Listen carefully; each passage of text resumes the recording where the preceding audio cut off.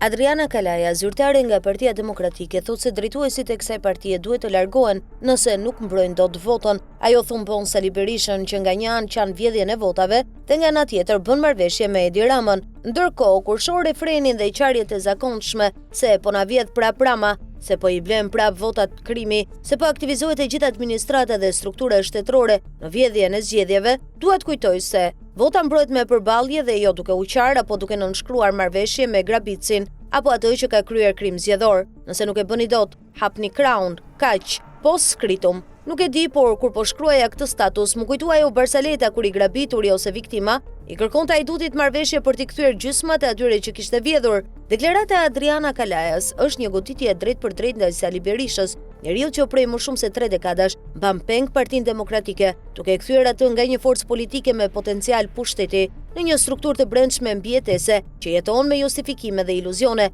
Ajo që Kalaja artikulon në thelb është një akuzë për dështim të Berishës si lider opozite, një lider që ankohet për vjedhjen e votave, por që nuk ndërton dot asnjë mekanizëm për t'i mbrojtur ato, duke zhytur partinë në një cikël të pafund humbjesh dhe autoviktimizimi. Në momentin kur PD humbet thellë në 5 bashkit që sapo kanë kaluar në zgjedhje të pjesshme, Vlorë, Berat, Tepelenca, Rrik dhe Mat, dhe KQZ zyrtarizon humbje të thella me diferenca dramatike, reagimi i Kalajas vjen si një thirrje për zgjim nga gjumi i gjatë politik që ka paralizuar opozitën. Ajo e përkufizon qartë krizën. Vota nuk mbrohet me vajtime, por me përballje, ndërsa ironizon Berishën për marrëveshjet me grabicin, një metaforë e rëndë që akuzon për bashkëpunim të eshtur me Edi Ramën.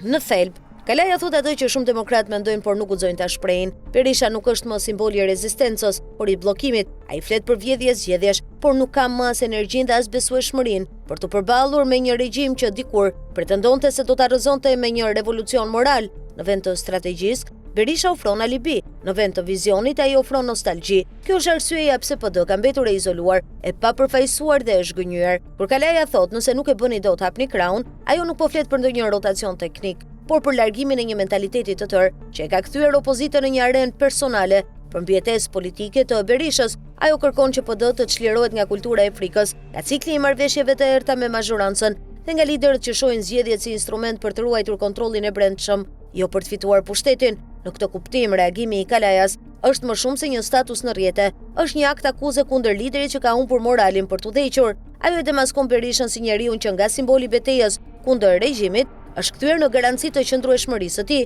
Dhe kjo është ironia më e madhe e politikës shqiptare sot. Berisha, që dikur akuzonte të tjerët për marrëveshje me Ramën, sot perceptohet si njeriu që i ka dhënë Ramës oksigjenin politik për të mbijetuar. Në fund, fjalia e saj vota mbrohet me përballje, jo me qarje, nuk është thjesht kritik, është vul mbi fundin e një epoke. Një epokë ku Berisha se pranon dot se koha e tij politike ka mbaruar dhe se opozita s'mund të ngjallet pa e mbyllur këtë kapitull të lodhur dhe të dështuar. Adriana Kalaja nuk flet vetëm për humbjen e 5 bashkive, ajo flet për humbjen e shpresës brenda opozitës, për shkak të një leadershipi që jeton me të shkuarën dhe friksohet nga e ardhmja.